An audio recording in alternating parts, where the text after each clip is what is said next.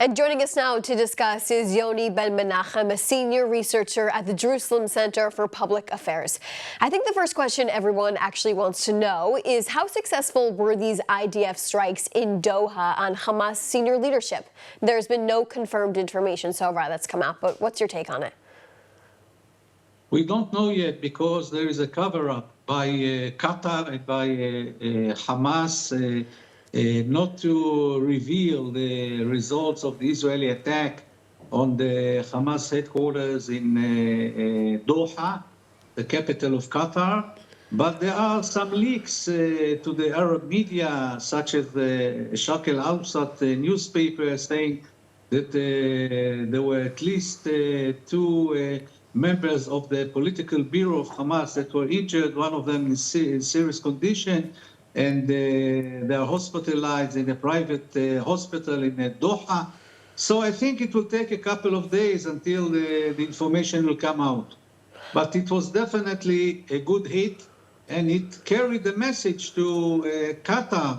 We know, Israel knows that you are supporting terrorism, you are supporting Hamas, those who are responsible for the massacre on October 7th, and if you will not arrest them or put them to trial, Israel will do the job. Right. There's been a number of reports that have said, though, that senior Hamas leaders may not have been eliminated. If they weren't eliminated in this strike, is it still considered to be successful?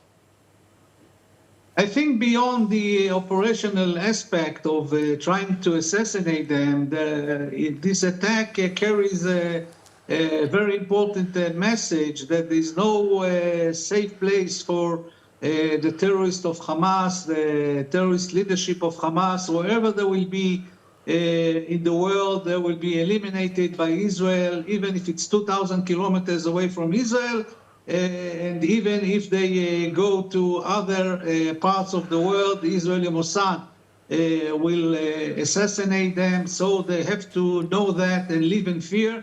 Israel is determined to eliminate Hamas and the Hamas leadership.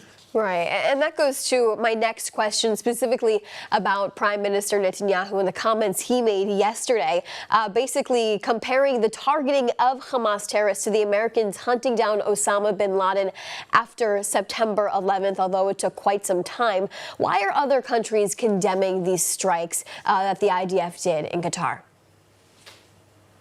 Depends what countries. If we're talking about Western countries, they want the money of Qatar.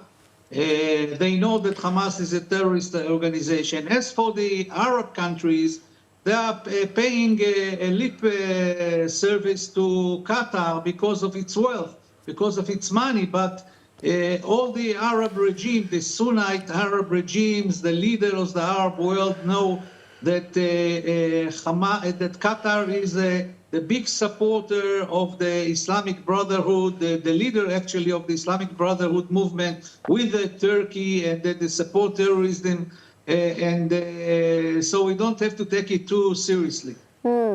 And, there's some developments coming out of the region right now. We are hearing that Doha will actually host an emergency Arab Islamic summit next week to discuss the attack on Qatar, with reports suggesting Qatar says they have the right to retaliate against Israel. What will be discussed in this meeting, and how realistic would it be for Qatar to actually strike Israel back? This is a good joke. I don't suggest that the Israeli citizens will go into the shelters. Qatar has no military capabilities to attack Israel. Israel is a lot stronger, and if they continue or try to do anything, I think that the Israeli Air Force will teach them a lesson. What they can do is just, let out some steam and take decisions.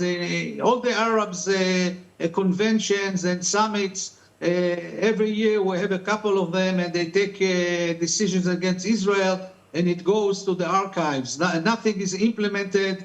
Israel is a very strong nation in the Middle East, and I don't think that we should be afraid of what is Qatar is initiating, and take precautions from a possible military retaliation from Qatar. They don't have the power to do that.